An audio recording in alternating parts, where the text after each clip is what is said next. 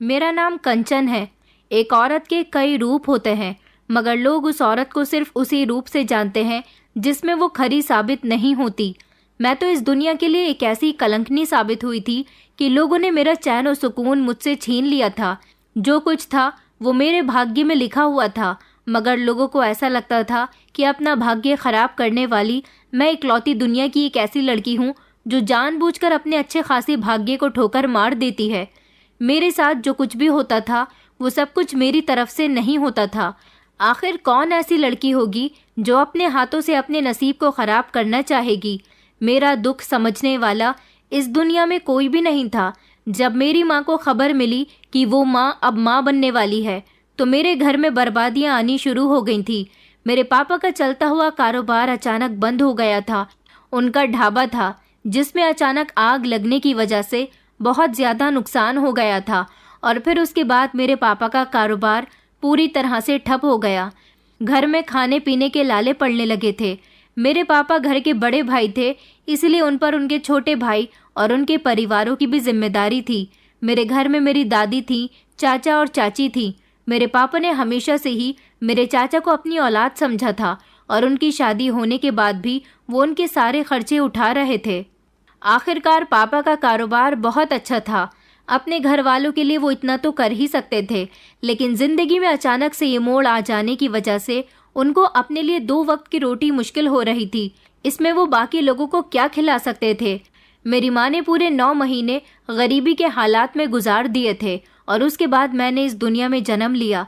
शायद मेरी बर्बादी की कहानी यहीं से ही शुरू हो गई थी, क्योंकि मेरे जन्म के समय से पहले तो मेरी माँ बिल्कुल सही थी, लेकिन जैसे ही मेरा जन्म हुआ ना जाने मेरी माँ को क्या हो गया था कि वो इस दुनिया को छोड़कर चली गई। बस उसी दिन से मेरा नाम कलमुही पड़ गया था। मेरी चाची कहने लगी थी कि जब अपनी माँ के पेट में थी तब अपने पिता का कारोबार खा गई और इस दुनिया में कदम रखते ही अपनी माँ को खा गई। धीरे धीरे मैं बड़ी होती चली गई तो मुझे ये एहसास होने लगा कि मैं इस घर के लिए बिल्कुल भी शुभ नहीं हूँ, क्योंकि मेरे आते ही इस घर की बर्बादी शुरू हो गई थी। जब मैंने बोलना शुरू किया था तो मेरे पापा की कीमती ज़मीन उनके हाथों से निकल गई थी। हम लोग गांव के रहने वाले थे और मेरे पापा की ज़मीन को गांव के कुछ लालची लोगों ने हड़प लिया था। इस तरह मेरे पापा की एक एक जमा पूंजी भी ख़त्म हो गई थी। मेरे घर के सभी लोग यही कहते थे कि जिस दिन से ये हमारे घर में आई है इसने हम लोगों को बर्बाद करके रख दिया है। मैं जब छोटी थी तो इस बात का मतलब नहीं समझ पाई थी, लेकिन जब धीरे धीरे बड़ी होने लगी तो मुझे सब कुछ समझ आने लगा था, क्योंकि मेरे घर वालों का बिहेवियर मेरे साथ कुछ ऐसा ही था। बड़ी होने के बाद मुझे लोगों की ऐसी बातें सुनकर बहुत एहसास होता था। मैं जब दूसरों की बेटियों को देखती थी तो वो अपनी ज़िंदगी को खुशी खुशी अपने माता पिता के और अपने घर वालों के साथ स्पेंड कर रही थी, जबकि एक मैं थी जिसकी माँ तो इस दुनिया से जा चुकी थी और एक पिता जो मुझे मुंह तक नहीं लगाते थे। अगर मेरी तकलीफ का किसी को थोड़ा बहुत अंदाज़ा था तो वो मेरी दादी थी, क्योंकि मेरे पापा गुस्से में मुझ पर हाथ भी उठा लिया करते थे। मुझे मेरी दादी बचाया करती थी। चाची ने तो कम उम्र में ही मुझे घर के कामों में डाल दिया था। वो मुझसे घर के सारे काम लिया करती थी। घर के हालात देखते हुए चाचा ने अपनी कमाई अपने पास रखनी शुरू कर दी। वो तो पहले भी अपनी कमाई अपने पास रखते थे, लेकिन अब उन्होंने अपनी कमाई में हम लोगों को शामिल करना बंद कर दिया था, क्योंकि मेरे पापा के हालात बहुत ख़राब हो चुके थे। और ऐसे समय में चाचा ने अपना किनारा कर लिया था। वो अपना खाना अलग खाया करते थे। पापा को इस बात का एहसास हो गया था कि उनके भाई ने मुश्किल समय में उन्हें छोड़ दिया। दादी उनको बहुत समझाया करती थी कि सब कुछ ठीक हो जाएगा, मगर कुछ भी ठीक नहीं हो रहा था। मुझे स्कूल पढ़ने के लिए नहीं भेजा गया था, क्योंकि मेरे इस दुनिया में आने के बाद सब लोगों को 2 वक्त की रोटी खाना मुश्किल पड़ रहा था। ऐसे में वो मुझे स्कूल कैसे भेज सकते थे। और फिर मैंने इतना बुरा समय देख लिया था कि मुझे स्कूल जाने का भी कोई शौक नहीं था। बस जिंदगी इसी तरह से गुजर रही थी। जब मैं 12 साल की हुई तो मेरे पापा इस दुनिया से जा चुके थे। तब तक दादी ने मेरा ख्याल रखा था। फिर धीरे धीरे मेरी उम्र 17 साल की हुई। ये 17 साल मेरी ज़िंदगी के सबसे ख़तरनाक साल थे, क्योंकि जितनी आसानी से मैंने अपने आप को इस कहानी में 17 साल पुरानी अपनी ज़िंदगी के बारे में बताया है, उतना आसान मेरे लिए कुछ भी नहीं था। मेरा हर दिन हर समय बड़ी मुश्किल से गुजरा था। आसपास के लोग भी मुझे कलमुही और अपशगुनी कहते थे। जब मैं छोटी थी और गली मोहल्ले में खेलने के लिए निकल जाती थी तो मोहल्ले के बच्चे मेरे साथ नहीं खेलते थे। अगर कोई लड़की मेरे साथ खेल भी लिया करती थी तो उसकी माँ उसका हाथ पकड़कर उसे अपने साथ घर में ले जाती थी। कहती थी कि तुझे इस कलमुही के साथ खेलने की क्या ज़रूरत है, इसके साथ खेलना मतलब अपने लिए बर्बादी लाना। ये तो बर्बादी की जड़ है जो अपने घर की सारी खुशियों को खा गई। उस समय भी मुझे सबकी बातें सुनकर बहुत रोना आता था और धीरे धीरे मैं बड़ी हो गई, समझदार हो गई, तो तब भी मुझे कुछ इसी तरह की बातें कहते थे। मेरा तो रो रो कर बुरा हाल हो जाता था। दादी को मेरी थोड़ी बहुत तकलीफ का अंदाज़ा होता था तो वो मुझे समझाने की कोशिश करती थी। कहती थी कि सब कुछ ठीक हो जाएगा, तुम फिक्र मत करो। मैं मरने से पहले तुम्हारी शादी करवा कर जाऊंगी, क्योंकि मैं तुम्हें तुम्हारे चाचा चाची के भरोसे छोड़कर नहीं जा सकती। मैं दादी से कहती थी कि दादी, अगर ससुराल में भी मेरा भाग्य ऐसा ही हुआ तो मेरे साथ क्या होगा, क्योंकि सारी जिंदगी मैंने लोगों के ताने सुन सुनकर अपनी जिंदगी गुजारी है। क्या मैं इतनी बुरी हूँ? मेरी वजह से बर्बादी आनी शुरू हो जाती है। दादी कहने लगती कि नहीं नहीं मेरी बेटी, तू तो बहुत अच्छी है, शायद तेरे नसीब में ही ऐसा लिखा हुआ है, लेकिन तू फिक्र मत कर, एक दिन सब कुछ ठीक हो जाएगा। तेरी जिंदगी में भी ढेर सारी खुशियाँ आएंगी, क्योंकि भगवान के घर में देर है पर अंधेर नहीं है। दादी मुझे तसल्ली देती थी तो मुझे दादी के साथ रहकर ऐसा लगता था जैसे मुझ अकेली का इस दुनिया में दादी के अलावा कोई भी नहीं है। लेकिन सच तो यही था, मेरा इस दुनिया में दादी के अलावा कोई भी नहीं था।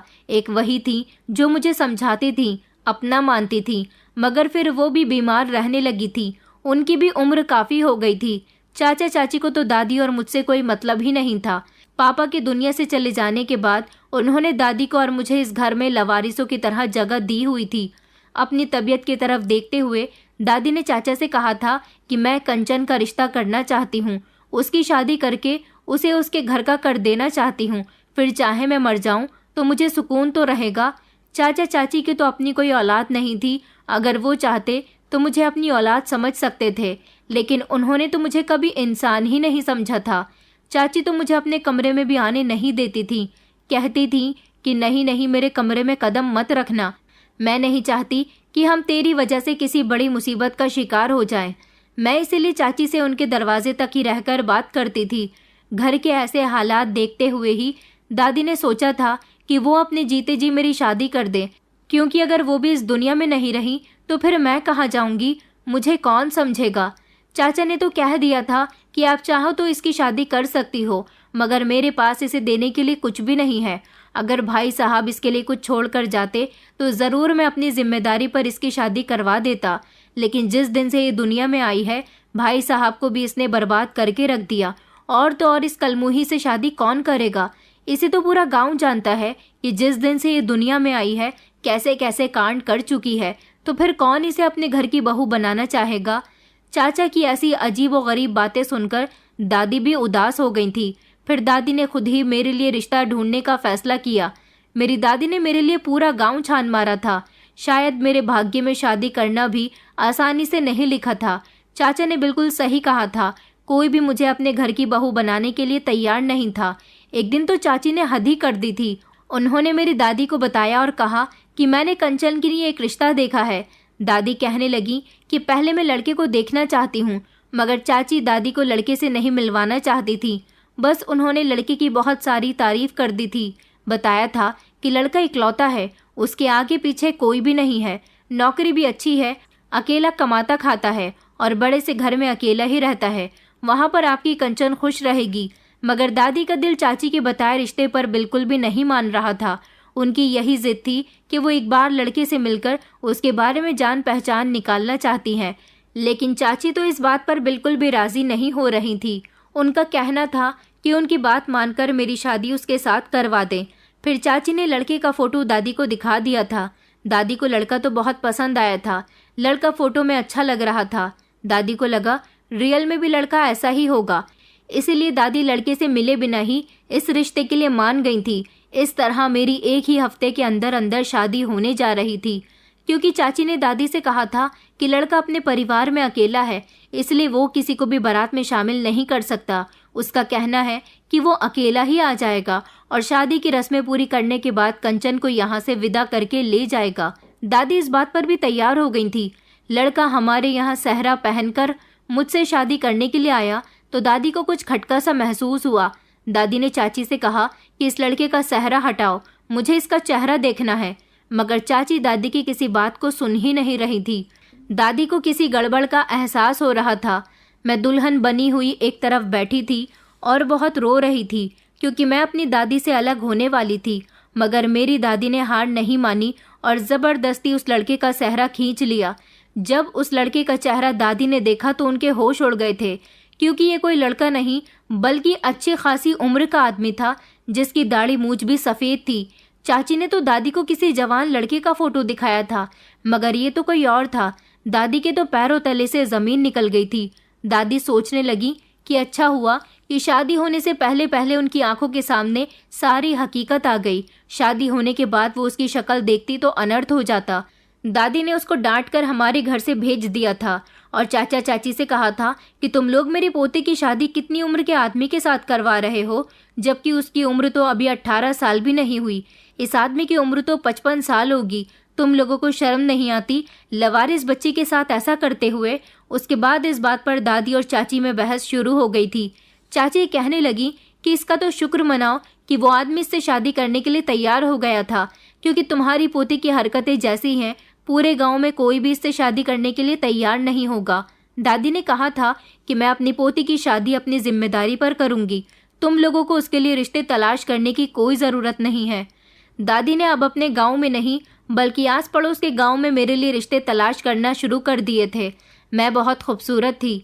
दादी मेरा फ़ोटो दिखाकर लोगों से रिश्ते की बात कर लिया करती थी और फिर फाइनली दादी को मेरे लिए एक अच्छा सा रिश्ता मिल गया था। एक पड़ोस के गांव वाली औरत थी जो मुझे अपने घर की बहू बनाने के लिए तैयार हो गई थी। उसने अपने बेटे के लिए मुझे पसंद कर लिया था। दादी उनको हमारे घर तो नहीं लेकर आई थी, पर दादी ने उन्हें मेरा फ़ोटो दिखाया था और जिस दिन चाची अपने मायके गई हुई थी और उस दिन उन्होंने मेरा लड़के की माँ से सामना करवाया था। लड़की की माँ को मैं बहुत पसंद आई थी और इस तरह मेरा रिश्ता उस औरत की बेटी के साथ पक्का हो गया था। दादी को लड़का बहुत पसंद था, क्योंकि दादी लड़के को देख चुकी थी, बल्कि उससे मिलकर उससे बातचीत भी कर चुकी थी और पूरे 10 दिन बाद दादी ने मेरी शादी उस घर में करवा दी थी। चाचा चाची को तो मेरी शादी के बारे में बिल्कुल आखिर में पता चला था कि दादी ने मेरे लिए रिश्ता भी तलाश कर लिया और अब वो मेरी शादी भी करवाना चाहती हैं। चाचा चाची इस बात पर मेरी दादी से बहुत नाराज़ हुए थे और फिर जब मैं विदा होकर अपनी ससुराल आ गई तो मेरी आंखों में ढेर सारे सपने थे। मुझे लगता था कि मेरा काला नसीब मेरा यहाँ पीछा छोड़ चुका है और अब मैं इस घर की बहू बन गई हूँ। इसका मतलब यही हुआ कि मेरी ज़िंदगी में खुशियाँ आना शुरू हो गई हैं। मेरी शादी को 2 दिन ही गुजरे थे कि मेरी दादी की बहुत ज़्यादा तबीयत ख़राब हो गई और वो इस दुनिया को छोड़कर चली गई। फिर उनकी याद में मैं बहुत रोई थी। मेरा पति भी बहुत अच्छा था और सास भी मुझसे बहुत प्यार करती थी। ससुराल में मेरे पति और सास के अलावा कोई भी नहीं था। ससुर तो पहले ही इस दुनिया से जा चुके थे, जबकि मेरा पति अपनी माँ का इकलौता बेटा था। दादी के मरने के बाद उस घर से मेरा अब कोई वास्ता नहीं रहा था, क्योंकि चाचा चाची तो पहले ही मुझे गलत समझते थे। मेरी ज़िंदगी अपनी ससुराल में सुकून से गुजर रही थी, मगर फिर अचानक मेरी ज़िंदगी फिर से पहले की तरह हो गई। एक दिन हमारे घर मेरे गांव की एक औरत आई। उसने मुझे देखा और मेरी सास से वो कहने लगी कि शारदा, तुमने हमारे गांव की सविता की पोती को अपने घर की बहू बनाया है। ऐसा तुमने कैसे कर लिया? आखिर तुम्हें शादी की इतनी भी क्या जल्दी थी कि तुम्हें अपने बेटे के लिए यही लड़की मिली थी? या तुम इसके बारे में नहीं जानती कि ये कौन है? ये तो एक कलमुही है। उस औरत की बात सुनकर मेरी सास शॉक्ड रह गई थी। उसने कहा कि अभी तक तुम्हारे घर में कोई परेशानी नहीं आई। मेरी सास उससे कहने लगी कि तुम ये किस तरह की बातें कर रही हो, मुझे साफ साफ बताओ। तब उस औरत ने मेरी सास को बताया कि ये सविता की पोती है। जब ये अपनी माँ के पेट में थी तो इसके पिता का कारोबार ख़त्म हो गया था। जब पैदा हुई तो अपनी माँ को खा गई और फिर इसका बाप भी इस दुनिया को छोड़कर चला गया, क्योंकि इसका बाप पूरी तरह से सड़क पर आ गया था। इसके भाग्य ने इसके पिता को कंगाल करके रख दिया था। तुम्हें नहीं पता, इसकी चाची भी इसे पसंद नहीं करती थी। मैंने सुना तो था कि इस कलमुही की शादी हो गई, मगर ये नहीं पता था कि इसको तुमने अपनी बहू बनाया है। मेरी सास कहने लगी, मगर ये तो बिल्कुल ठीक है, मेरे घर में तो सब कुछ बिल्कुल सही चल रहा है। वो औरत कहने लगी कि अभी तुम्हारी बहू को आए हुए इस घर में दिन ही कितने हुए हैं। देखती जाओ कि ये अपने काले नसीब से तुम्हारे सच्चे खासे घर को किस तरह से तबाह करती है। मेरी सास उसकी बात सुनकर सोच में पड़ गई थी, जो मेरे साथ शादी के पूरे एक हफ्ते बाद तक बहुत अच्छी रहने लगी थी। अब उनके दिल में मेरे लिए नफरत पैदा होने लगी थी, क्योंकि जिस दिन मेरी सास को ये बात पता चली थी उसी दिन रास्ते में घर आते समय मेरे पति का एक्सीडेंट हो गया था। वो बहुत बुरी तरह से घायल हो गया था और फिर वही औरत दोबारा से मेरी सास से मिलने आई और उसको ये बात जताकर चली गई थी कि ये सब कुछ तुम्हारी बहू की वजह से हुआ है, इसके काले नसीब की वजह से हुआ है। ये ऐसी ही है, जहाँ भी जाती है वहाँ बर्बादियाँ करनी शुरू कर देती है। बस उसी दिन से मेरी सास मुझसे नफरत करने लगी थी। मेरा पति तो बच गया था, मगर उसकी एक टांग खराब हो गई थी। काफ़ी दिनों तक वो अस्पताल में रहा था और फिर घर आ गया, लेकिन मेरी सास ने मेरा जीना दुश्वार करके रख दिया था। उन्होंने मुझे इस घर की नौकरानी बनाकर रख दिया था और वो मुझसे कभी भी सीधे मुंह बात तक नहीं करती थी। मैं उन्हें यकीन दिलाने की कोशिश करती थी कि मैं ये जानबूझकर कुछ भी नहीं करती, सब कुछ खुद ही हो जाता है। मेरी सास का कहना था कि मेरे तो कर्म ही फूट गए हैं तुझे अपने घर की बहू बनाकर। मुझे नहीं पता था कि तू इतनी कर्म जली है, वरना तो मैं तुझे कभी भी अपने बेटे की पत्नी नहीं बनाती। मुझे पहले ही अगर सच्चाई के बारे में पता होता तो मेरे बेटे के साथ ऐसा ना होता, क्योंकि एक्सीडेंट में मेरे पति की एक टांग चली गई थी और मेरे पति का ऑपरेशन हुआ था। डॉक्टरों ने मेरे पति की टांग ऑपरेशन के जरिए ठीक तो कर दी थी, क्योंकि आजकल साइंस ने बहुत तरक्की कर ली है, मगर मेरे पति को पूरे 1 साल तक बिस्तर पर रहने के लिए कहा गया था। मैं अपने पति की खूब सेवा किया करती थी और मेरी सास यही समझती थी कि मेरे पति के एक्सीडेंट में मेरा ही हाथ है। मेरी शादी को 2 महीने गुजर गए थे जब एक दिन मेरी चाची भी हमारे घर पर आ गई और उन्होंने मेरी सास से कहा कि मुझे पता चला कि आपके बेटे का एक्सीडेंट हो गया, तो मैं देखने के लिए आ गई थी। मेरी सास उनसे ठीक से बात तक नहीं कर रही थी, क्योंकि उनको गुस्सा आ रहा था।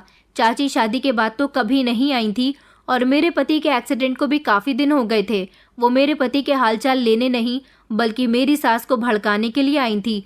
उन्होंने मेरी सास से कहा था कि अब तो आपके घर में बर्बादियां आना शुरू हो गई हैं, धीरे धीरे देखो आप किस तरह से बर्बाद होती हो। मेरी सास कहने लगी कि अगर ऐसी ही बात थी तो शादी के समय तुमने क्यों मुझे ये सब कुछ नहीं बताया, मैं तो कभी भी इसको अपने घर की बहू नहीं बनाती।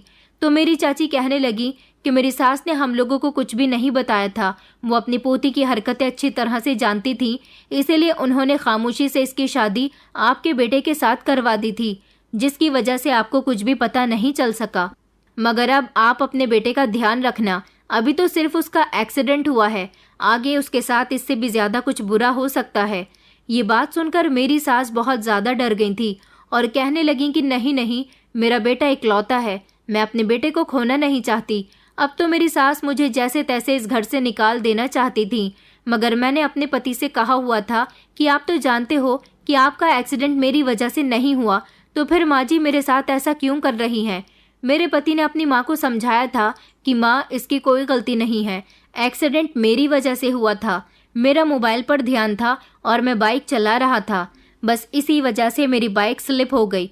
मगर मेरी सास फौरन ही उसको यकीन दिलाने की कोशिश करती थी कि तुम्हारी पत्नी का काला नसीब है, तो मेरी मानो तो इसे छोड़ दो, ये तुम्हारे लिए बिल्कुल भी ठीक नहीं है, इसके बारे में लोग अच्छा नहीं कहते। और अब तो मुझे भी यकीन हो गया कि ये सच में कलमुही है। मैं अपनी सास को समझाने की बहुत कोशिश करती थी, उन्हें खुश रखने के लिए मैं दिन रात उनकी सेवा में लगी रहती थी। एक तरफ अपने बीमार पति को देखती तो दूसरी तरफ अपनी सास को मनाने में लगी रहती थी, मगर मेरी सास का दिल तो जैसे मेरी तरफ से पत्थर का हो गया था, क्योंकि पहले तो ये बात मेरे अपने गांव में फैली हुई थी कि मैं एक कलमुही हूँ, मगर धीरे धीरे ये बात अब मेरी ससुराल के गांव में भी फैल गई थी और गांव की सारी ही औरतें मेरी सास को भड़काकर घर से चली जाती थी। मेरी सास मुझसे नफरत करने लगी थी, उन्हें अब मेरा अपने घर में रहना बिल्कुल भी पसंद नहीं था। वक्त इसी तरह से धीरे धीरे गुजर गया था और फिर मेरी शादी को पूरे 10 महीने हो गए थे, जब एक दिन मेरी सास ने मुझसे कहा कि लोग तेरे बारे में बिल्कुल सही कहते हैं, तू कलमुही होने के साथ साथ बांझ भी हो चुकी है, जो अभी तक मेरे बेटे को एक बच्चा तक नहीं दे सकी है। मेरा बेटा इकलौता बेटा है। हमारे गांव में 3 लोगों की शादी तेरी शादी के बाद हुई थी और वो तीनों ही औरतें गर्भवती हैं, मगर तू अभी तक गर्भवती भी नहीं हुई है। मैंने कहा कि माँ जी ये सब कुछ मेरे हाथ में नहीं है, मगर मेरी सास तो मेरी बात को मानने के लिए तैयार ही नहीं थी। वो बार बार मेरे पति को यही कहती थी कि बेटा तुम इसे छोड़ दो, मैं तेरी शादी दूसरी लड़की के साथ करवा दूंगी, अभी भी वक्त है, सब बर्बाद होने से पहले इसे छोड़ दे, वरना एक दिन बहुत पछताएगा। मेरे पति के दिमाग में कभी कभी अपनी माँ की बात आ जाती थी, क्योंकि अब तो वो भी ये बात देखने लगा था कि हमारी शादी को 10 महीने गुजर गए हैं और अभी तक मैं प्रेग्नेंट नहीं हुई हूँ। मेरे पति को बच्चों का बड़ा ही शौक था, इसलिए वो छुट्टी वाले दिन पड़ोस के बच्चे लेकर घर में आ जाता था।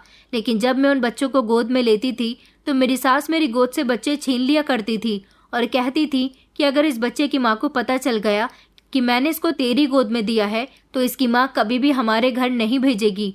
अपनी सास की ऐसी बातें सुनकर मेरा दिल बहुत दुखता था, मेरी आंखों में आंसू आ जाते थे। मैं अपनी किस्मत पर सारी सारी रात रोती रहती थी। इसी तरह मेरी शादी को 1 साल से ज्यादा हो गया था।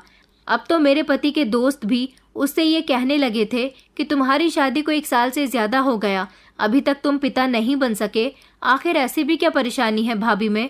उसकी बात पर मेरा पति खामोश हो जाता था और उनके जाने के बाद वो मुझसे नाराजगी जताता था। कहता था कि देखो मुझे बच्चा चाहिए क्योंकि मुझे बच्चों का बहुत शौक है, और अगर तुम बांझ हो तो फिर मैं तुम्हें छोड़ दूंगा और दूसरी शादी कर लूंगा। मुझे तो लगता था कि मेरा पति अपना है, लेकिन अब धीरे धीरे वो भी ये बात मानने लगा था कि मैं बांझ हूँ। मेरी सास मुझे दिन रात बांझ होने के ताने देने लगी थी। मैं भगवान से प्रार्थना करती थी कि वो मेरी गोद भर दे, क्योंकि मैं ये सब बचपन से बर्दाश्त करती आई हूँ। अब आगे कुछ भी बर्दाश्त करने की हिम्मत मेरे अंदर नहीं है। इतना ही नहीं, एक दिन तो मेरी सास के रिश्तेदार हमारे यहाँ आए थे। मेरी सास ने मुझे चाय बनाने के लिए कहा था। मैं गरम गरम चाय कप में करके उन्हें ट्रे में रखने के बाद मेहमानों के पास लेकर जा रही थी। वो 2 पति पत्नी थे और उनके साथ उनके 2 शरारती बच्चे भी आए थे। वो दोनों बच्चे सारे घर में बहुत ही शरारत करते फिर रहे थे। जब मैं चाय की ट्रे लेकर कमरे के अंदर जा रही थी तभी वो दोनों बच्चे आकर मुझसे टकरा गए और चाय की ट्रे मेरे हाथ से गिर गई। गरम गरम चाय थोड़ी थोड़ी छलककर उन बच्चों पर भी आ गई थी, जिसकी वजह से उन दोनों को जलन महसूस हो रही थी और वो चिल्ला चिल्ला कर रो रहे थे, जबकि बाकी की सारी चाय मेरे ऊपर आई थी। मैं भी बहुत बुरी तरह से तड़प रही थी, मगर मेरी तकलीफ किसी को नजर नहीं आई। मेरी सास मुझे डांटने लगी और कहने लगी कि ये तूने क्या कर दिया, मासूम बच्चों को जला दिया तो खुद मां नहीं बन सकती, इसलिए दूसरों के बच्चों को भी नहीं देख सकती। मैंने अपनी सास से कहा, मैंने इन लोगों पर चाय नहीं गिराई है, ये लोग मुझसे टकरा गए, गलती से मेरे हाथ से चाय की ट्रे गिर गई। मेरी सास ने कहा, तो तेरे हाथों में जान नहीं थी। उन्होंने मुझे उन लोगों के सामने ही जलील करना शुरू कर दिया था, जबकि वो लोग भी मुझे बुरा भला कह रहे थे, क्योंकि उनको बढ़ावा तो मेरी सास की तरफ से मिला था। मेरे पैरों पर चाय आई थी, बच्चे तो रो धोकर शांत हो गए थे, जबकि मुझे मेरी सास ने मेहमानों के सामने जलील करके रख दिया था। मैं अपने कमरे में आकर बहुत रोई थी। उस दिन मुझे एहसास हुआ था कि मेरा नसीब सच में खराब है। लोग मुझे कहते हैं कि मैं करम जली हूँ, कलमुही हूँ। इसका मतलब यही है कि वो बिल्कुल ठीक कहते हैं। सच में मेरा नसीब काला है, जिसमें अंधेरे के सिवा कुछ भी नहीं है। मैं ये सब कुछ खामोशी से बर्दाश्त करती थी। अब तो मेरी सास ने मेरे पति के लिए लड़कियां तलाश करना भी शुरू कर दिया था, क्योंकि अब वो मुझे किसी भी तरह इस घर से निकाल देना चाहती थी। उन्हें लोगों से बातें सुनने को मिलती थी कि तुम्हारी बहू ने अभी तक तुम्हें कोई पोता पोती नहीं दिया। लोगों की बातें सुनकर मेरी सास भी यही चाहती थी कि जल्द से जल्द उनकी गोद में कोई पोता पोती आ जाए, क्योंकि सारी जिंदगी उन्होंने एक बेटे के साथ ही गुजार दी थी, जबकि उन्हें भी बच्चे बहुत पसंद थे। और अब तो उन्हें मुझे बांझ कहने का बहाना मिल गया था, क्योंकि शादी को इतना समय जो हो गया था तो उन्हें यही लगता था, और वो मुझे पूरे विश्वास के साथ बांझ कहती थी, क्योंकि अब मेरी शादी को 2 साल होने वाले थे। अब मेरी सास मुझे इस घर में बिल्कुल भी बर्दाश्त नहीं कर रही थी। बस वो मेरे पति से यही कहती थी कि तुम दूसरी शादी कर लो, इस घर में बच्चा आ जाएगा, घर की रौनक बढ़ जाएगी, और इसे डाइवोर्स दे दो, ये अपने चाचा चाची के पास चली जाएगी। अपनी सास की ये बात सुनकर मैं उनके पैरों में गिर गई थी और कहने लगी थी कि प्लीज़ माँ जी, मेरे साथ ऐसा मत करो, मैं चाचा चाची के घर नहीं जाना चाहती, मैं इसी घर में रहना चाहती हूँ। मेरी सास कहने लगी, इस घर में रहते हुए भी तू इस घर की अच्छी खासी बर्बादी कर चुकी है। तेरे आने के 1 हफ्ते बाद ही मेरे बेटे का एक्सीडेंट हो गया और आज तक वो अपनी टांग से ठीक से नहीं चल पाता। कितने समय तक तो इस घर में अच्छा खाना भी नहीं बना, क्योंकि मेरा बेटा ऐसी हालत में काम पर नहीं जा सका। तेरी वजह से मुझे लोगों को कितनी बुरी भली बातें सुनानी पड़ती हैं। हर कोई यही कहता है कि किसको अपने घर की बहू बनाया है, तुम्हें कोई और लड़की नहीं मिली थी क्या? मेरी सास ने तो इतना रोना धोना डाल दिया था कि मेरा पति अपनी माँ की बात मानने के लिए तैयार हो गया था, क्योंकि मेरी सास रोते रोते नौटंकी करने लगती थी, अपनी तबीयत बिगाड़ने की एक्टिंग करने लगी थी, ताकि मेरा पति उनकी बात मानने पर तैयार हो जाए और दूसरी शादी कर ले और मुझे इस घर से निकाल दे। मेरे पति ने कहा था कि ठीक है माँ, अगर आप कहती हो तो मैं दूसरी शादी कर लूँगा, मगर आप रोना बंद करो। मैं तो अपने पति को फटी फटी आंखों से देख रही थी और बुरी तरह से रोई थी। जब रात के समय मेरा पति कमरे में अकेला मेरे साथ मौजूद था, तब मैंने अपने पति से कहा कि अगर तुम मुझे छोड़ने का फैसला कर चुके हो तो एक बार मेरी बात मान लो। मैं चाहती हूँ कि तुम मुझे शहर लेकर चलो, वहाँ डॉक्टर से मेरा इलाज करवाओ। अभी ये बात साबित नहीं हुई है कि मैं बांझ हूँ, ऐसा सिर्फ लोग कहते हैं, मगर मुझे नहीं लगता। मेरा पति कहने लगा कि तुम्हारा क्या मतलब है, डॉक्टर को दिखाने के बाद क्या ये बात साबित हो जाएगी? मैंने कहा कि मैं तो अनपढ़ हूँ, मगर आप तो पढ़े लिखे हो। डॉक्टर मेरी रिपोर्ट करवाएगी, उसमें ये बात साबित हो जाएगी कि मैं बांझ हूँ या नहीं। अगर मैं सच में बांझ हूँ तो मैं खामोशी से आपका घर छोड़कर चली जाऊंगी, और अगर रिपोर्ट से ये साबित हो गया कि मैं बांझ नहीं हूँ और आगे मैं माँ बनने के काबिल हो सकती हूँ, तो प्लीज़ आप मुझे मत छोड़ना। मैं सारी ज़िंदगी आपकी और माँ जी की नौकरानी बनकर सेवा करती रहूँगी, मगर मेरे ऊपर इतना बड़ा जुल्म मत करो। एक बार मेरी बात मान लो। मेरी बात सुनकर मेरा पति कहने लगा कि अच्छा ठीक है, कल मैं तुम्हें डॉक्टर के यहाँ लेकर चलूँगा। मेरा पति मेरे साथ अभी ढंग से बातचीत तो नहीं करता था, क्योंकि मेरी सास ने मेरे खिलाफ उसके दिल में काफ़ी जहर भर दिया था। फिर भी वो मुझे अगले दिन डॉक्टर के यहाँ लेकर चला गया था।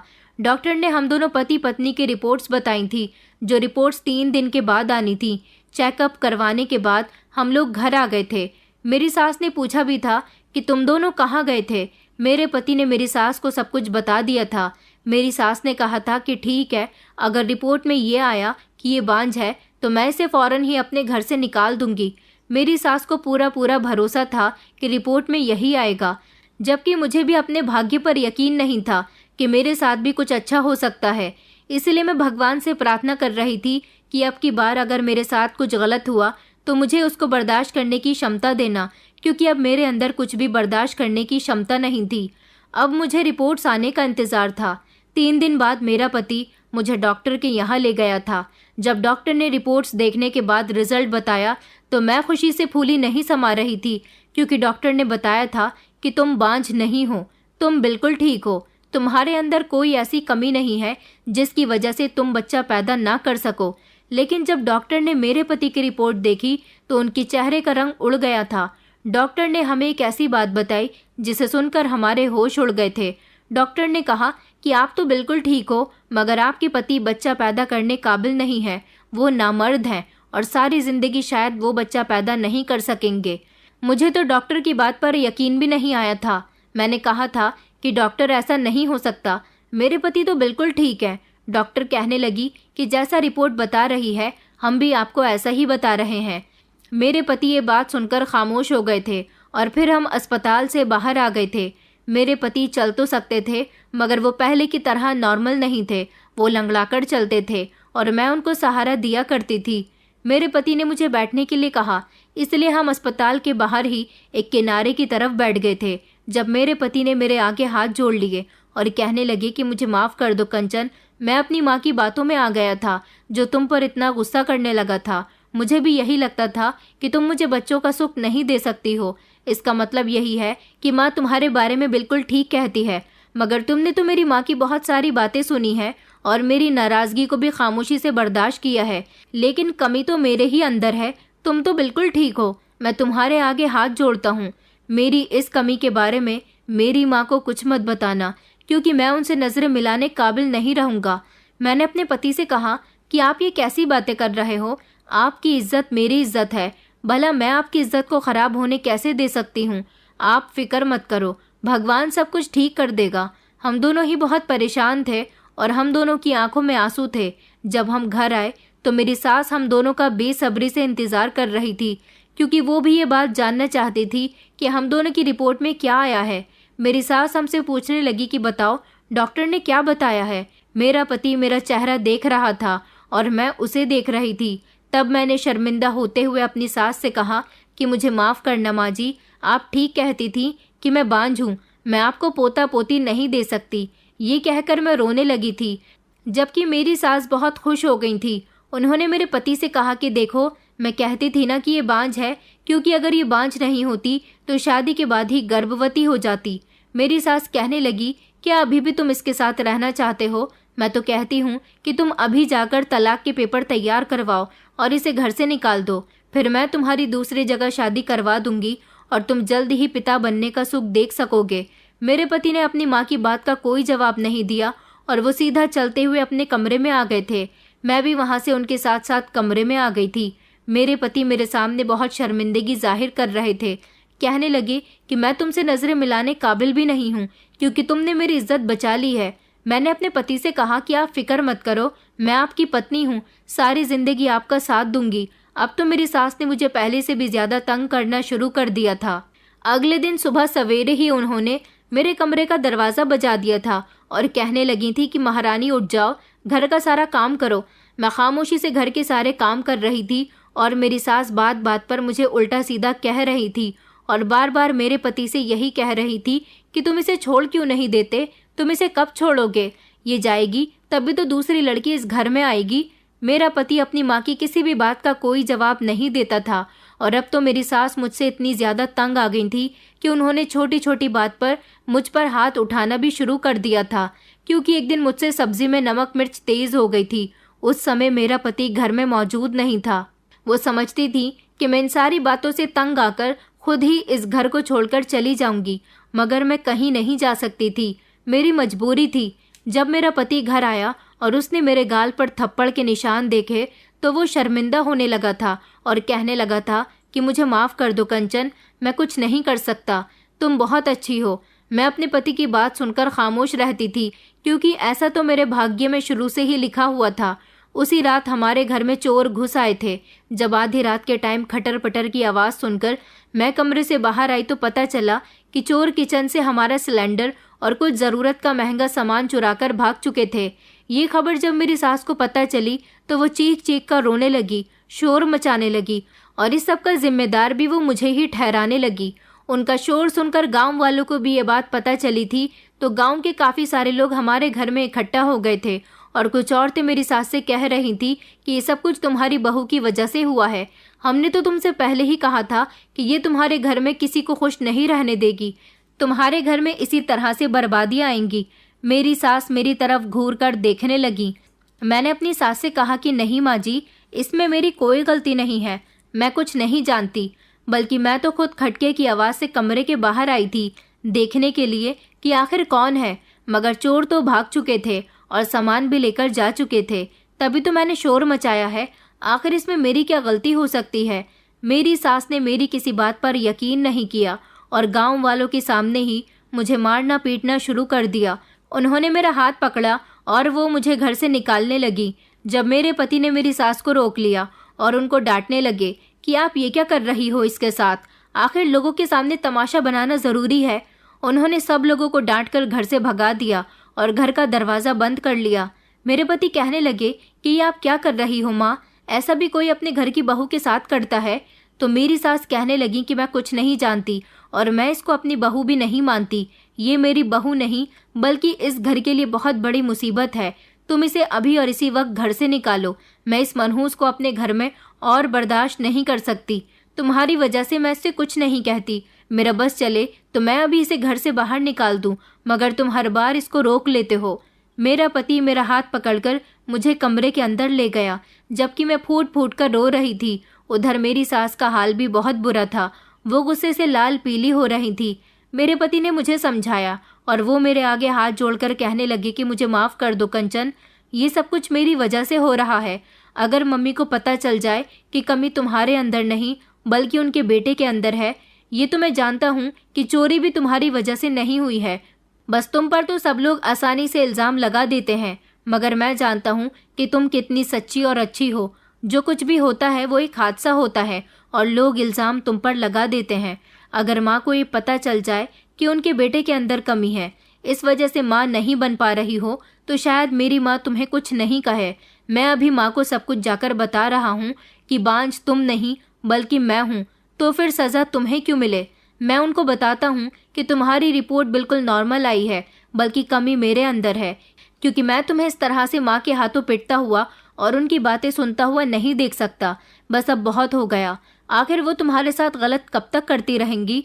मैंने अपने पति का हाथ पकड़ लिया और कहने लगी कि नहीं नहीं, आप ऐसा अनर्थ मत करो। अगर आपकी इज्जत इसी तरह से बच सकती है तो मैं सारी जिंदगी भी माँ के ताने और उनके हाथों की पिटाई खाने के लिए तैयार हूँ, मगर मैं अपने पति को किसी की नज़रों में शर्मिंदा होते हुए नहीं देख सकती।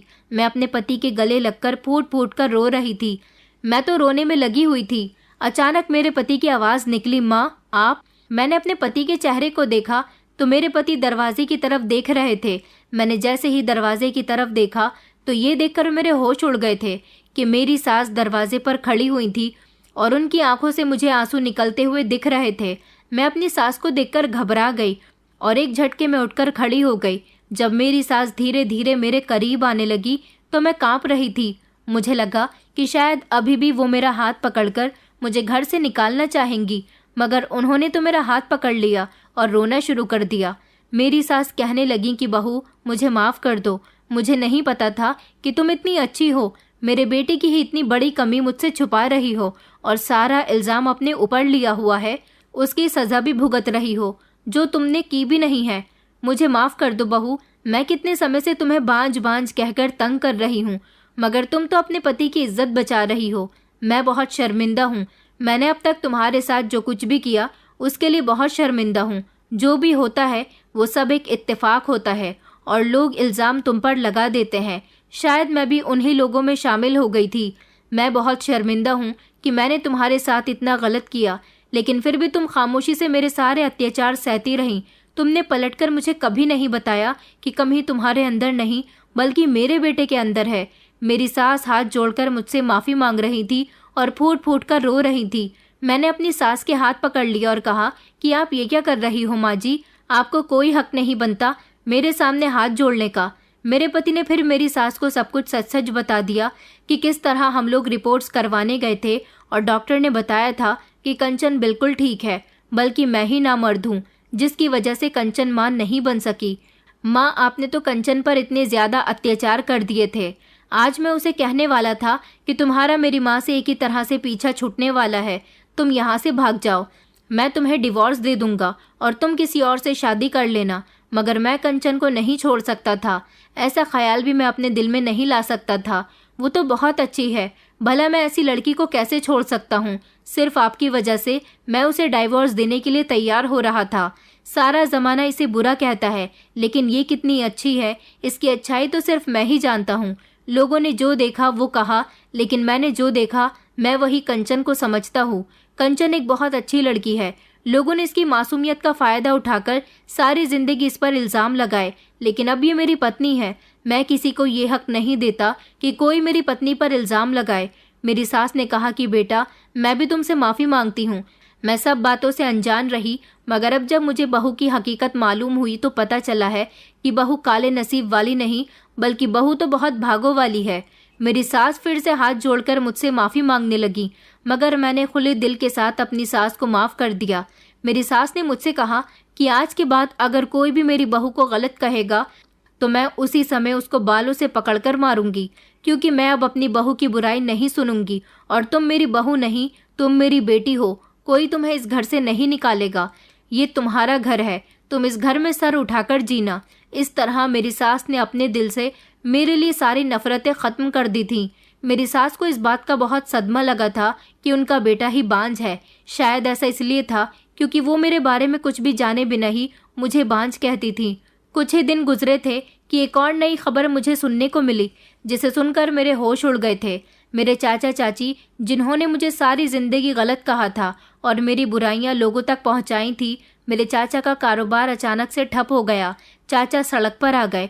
चाचा और चाची अब इतने बुरे वक्त से गुजर रहे हैं कि भूख से उनका बुरा हाल हो गया। फिर चाचा चाची को एहसास हुआ कि शायद उनके साथ ऐसा इसलिए हुआ है क्योंकि एक दिन उन्होंने मेरे पापा का कारोबार ठप होने पर उसका जिम्मेदार मुझे ठहराया था। अब तो मैं उन लोगों की ज़िंदगी से बहुत दूर जा चुकी थी। क्या अभी भी वो लोग मुझे अपने कारोबार ठप होने की वजह समझ सकते थे? ऐसा बिल्कुल भी नहीं है, क्योंकि जिस दिन से मेरी शादी हुई थी मैंने उन लोगों को पलटकर ही नहीं देखा। अब ये उनका ही नसीब था जो इतना ख़राब था, जिसकी जिम्मेदार वो मुझे नहीं ठहरा सकते थे। उन लोगों को अपनी गलती का एहसास हो चुका था। वो लोग मेरे घर मुझसे माफ़ी मांगने के लिए आए थे। मैंने उन्हें माफ़ कर दिया था, मगर मैं उनकी कोई मदद नहीं कर सकती थी, क्योंकि मेरे पति के हालात भी ज़्यादा अच्छे नहीं थे। वो लोग मेरे घर से चले गए थे। फिर धीरे धीरे मेरे पति का काम भी चल निकला और अब मैं अपनी ससुराल में बहुत खुशी खुशी रह रही हूँ। मेरी सास मुझे अपनी बहू नहीं बल्कि बेटी मानती है। अगर कोई मेरी सास से मेरी बुराई करता है तो मेरी सास उसे इतनी बातें सुनाती हैं कि वो अपने कानों पर हाथ लगा लेते हैं और शर्मिंदा हो जाते हैं। मेरा पति भी मुझसे बहुत प्यार करता है। इतनी ढेर सारी खुशियाँ देखकर मैं तो जैसे झूम ही उठी थी। फिर मुझे अपनी दादी की कही हुई वो बात याद आई, जब उन्होंने मुझे समझाया था कि देखना, एक दिन तेरी जिंदगी में ढेर सारी खुशियाँ होंगी, एक दिन सब कुछ ठीक हो जाएगा, क्योंकि भगवान के घर में देर होती है, अंधेर नहीं होती। आज जब मुझे खुशियाँ मिली थी तो ढेर सारी खुशियाँ एक साथ मिल गई थी। मेरे पति ने अनाथ आश्रम से एक बच्चा अडॉप्ट कर लिया था और अब हम दोनों इस बच्चे के माता पिता हैं। मेरे पति ने मुझसे कहा भी था कि मेरी वजह से तुम माँ बनने का सुख नहीं देख सकी। मैंने अपने पति को यही समझाया कि मैं आपके साथ बहुत खुश हूँ, ये बच्चा हम दोनों का है, तो मैं इसी से अपनी सारी ख्वाहिशें पूरी कर लूँगी। मेरी सास भी बहुत ज़्यादा खुश थी और आज भी वो अपने किए पर शर्मिंदा रहती हैं। सब कुछ बिल्कुल ठीक हो गया। मेरी ज़िंदगी बहुत अच्छी गुजर रही है। मैं आप लोगों से यही कहना चाहूँगी कि किसी को बुरा भला कहने से पहले इंसान को अपने बारे में सोच लेना चाहिए। लोग मेरी अच्छाइयों को जाने बिना ही मुझे बुरा कहते थे, यहाँ तक कि उन्होंने मेरे नसीब को भी बुरा भला कहा था। लेकिन कोई भी ये नहीं जानता कि एक दिन हर इंसान का नसीब जाग जाता है। बिना सोचे समझे किसी के बारे में भी ऐसे इल्ज़ाम नहीं लगाने चाहिए जो आगे चलकर खुद को भी भुगतने पड़े। दोस्तों, उम्मीद करती हूँ आपको हमारी कहानी पसंद आई होगी। कहानी पसंद आई है तो वीडियो को लाइक करें, चैनल पर नए हैं तो चैनल को सब्सक्राइब करें और हाँ, नोटिफिकेशन बेल को ज़रूर दबाएं ताकि अगली अपडेट सबसे पहले आपको मिले।